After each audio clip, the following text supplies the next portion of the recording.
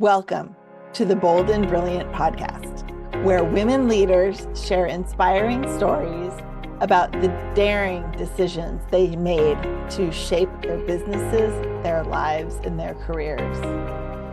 Today, I have a short solo episode for you, telling you the story of how Gather became the Gather community. I'm Tracie Root, the founder of the Gather community and the founder of the Bold and Brilliant podcast. So let's dig in. I have been a coach since 2012. I was a project manager for a consulting firm working on site at large corporations in Silicon Valley. I decided that I needed to take control of my personal health and well-being, and I found a coach to help me do that. This was my first real understanding of what coaching could do for a person. And while the health part of what I needed was really important to me, the things that resonated for me at that time were the focus on goal setting, personal development, understanding your own mindset, and that you can decide what you want out of life. When the opportunity arose for me to become a coach, I stepped in with both feet.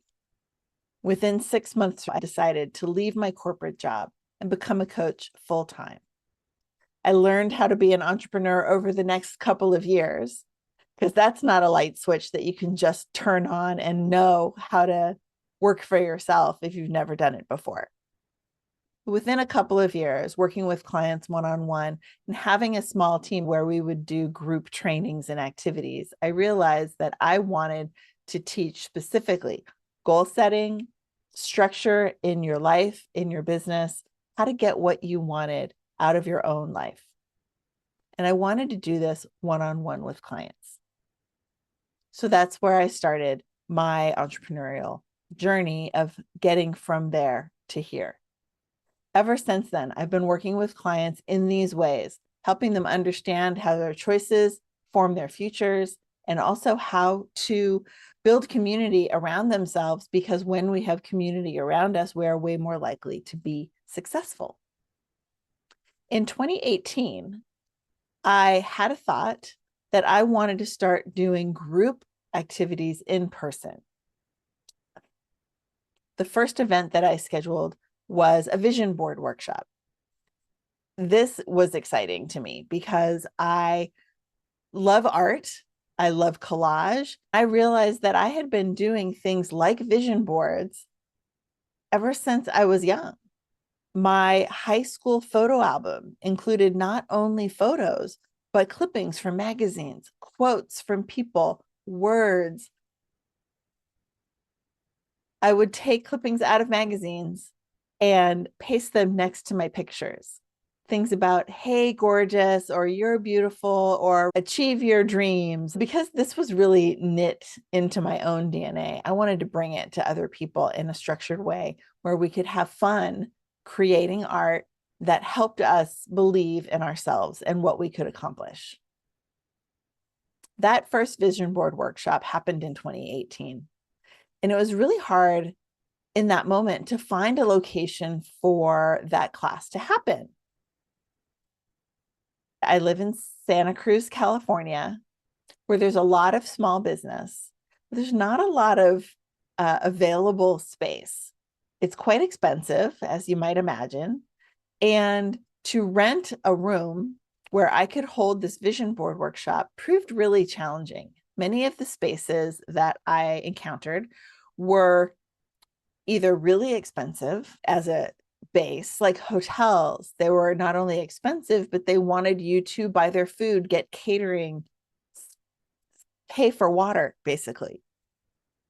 Other places that I found were like the back of a pizza parlor, which is a perfectly fine place to have a pizza party, but not to create the kind of mindset and thought processes that I was hoping to do with my clients at this workshop. And same thing went for the local community centers. They were very kind of middle school gym vibe. And that's not really where we want to be imagining our brilliant futures. So I decided, since my corporate background in education was in interior design and project management, that I would create a room of my own and make it have the vibe and the amenities and be in a location that would work for the things I wanted to create in my business. I found some commercial real estate. I found a space that didn't work out. And then I found another space. I was determined to make this space work. There were things I needed to learn, though. Things like zoning requirements. I wanted to be in downtown Santa Cruz. I didn't know that in a downtown district, the city really wanted restaurants and retail, but I wasn't going to be restaurant or retail. I considered having retail just to make this process easy, but it wasn't the purpose. So I had to figure out how to explain the space to the city zoning commission where they would let me do my business at this location. Luckily, that all worked out. It was all very simple, actually, but it was a mystery for a long time until I figured out how to go through the steps. We got approved in zoning. It was very exciting. Literally, no one was there at the zoning commission except for myself, my husband, my realtor, the commissioner, and their assistant. But it happened. I was very excited. We signed the lease and we began renovating the space. Now, did you know that when you sign a commercial lease, you don't start paying money right away? That was very strange. As someone who'd only ever rented residential apartments where you have to pay not only rent starting on the day you move in, but a deposit before that. You don't do that for commercial space. It's very different. So that was also a big learning curve. This lease was ginormous. I had to have it reviewed by an attorney because I had no idea what I was doing. Thankfully, I had Legal Shield and I could have an attorney look at that. I learned so much. As we were renovating, I learned about what contractors would want to charge, what I could do myself. My family, I really created this space. We did all of it ourselves. IKEA cabinets, installed the floor, painted. We did so much for the space. Ultimately, we completed it just before our grand opening party on October 13th, 2019. Now, when I say that date in a live room where I'm speaking, people all go, oh no, 2019, October. Well, that's right. 5 months later, we had to turn out the lights, sanitize the door handles, and wait because the pandemic lockdown had begun. I live in California, and we were very locked down for a long time. Over the next couple of years, we tried to figure out how this whole thing was going to work. The space, Gather is what we called it. The space was only a piece of what I was trying to accomplish. I didn't know it in the beginning, but once we had to close down, I realized the goal was never to have a room in a town. I mean, it was fun. It had a great vibe. I had a nice sofa.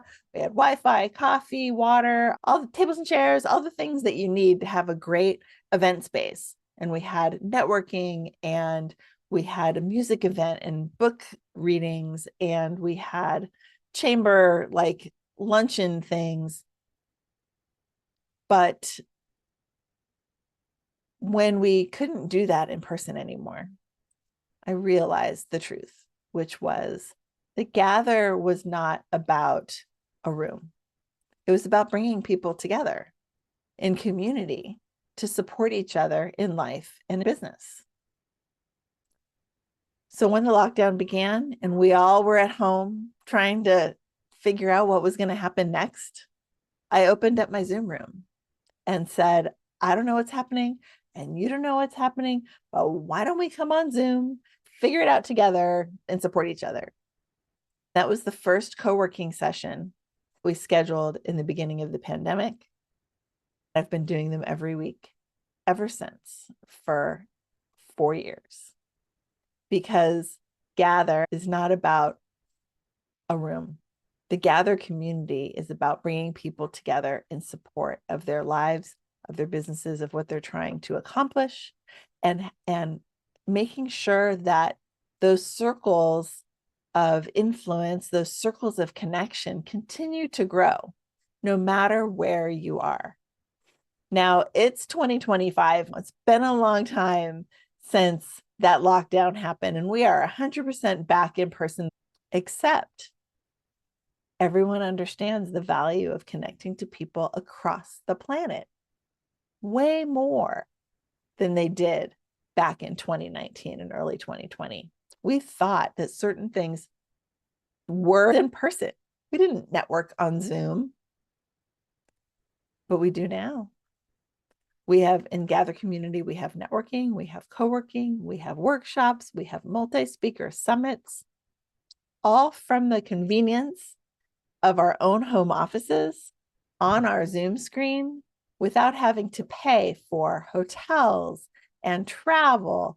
There are hundreds of people that I've met across the planet that I never would have met had this not happened. That to me is one of the great gifts of the pandemic, is being able to meet people all across the world that I never would have met otherwise. And so why do I tell you the story about Gather to the Gather community? There's a few key things that I want to recap. One is a community is wherever you build it. It can be online, it can be in person, it can be a small group, it can be a large group. Whatever it is that you want to create, you can. If you can imagine it and you feel like there's value there and people would get a lot out of it, go create it. Go make it happen. You can do that. What else do I want to share about Gather to the Gather community? You don't have to know how to do everything in order to make things happen. There's so much that I didn't know about creating a room in a city. And there's so much that we didn't know about how to navigate a global pandemic and keep our businesses not only surviving, but thriving and growing. When we don't know what the future holds, it doesn't mean that we have to stop. It means we have to keep going and understand that the future is a mystery. It always has been. We just thought we knew what was going to happen, but now we know. We may not know what's going to happen, and that's okay. We're going to figure it out as we go.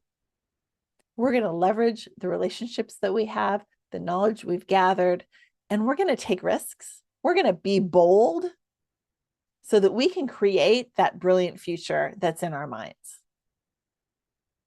And that's really what I wanted to share today, that your bold and brilliant future is based starting in your imagination. And then you make decisions based on what you imagined so that you can take a step in that direction.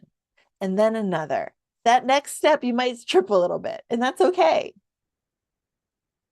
Because when you trip, you might scrape your elbow, but that's okay.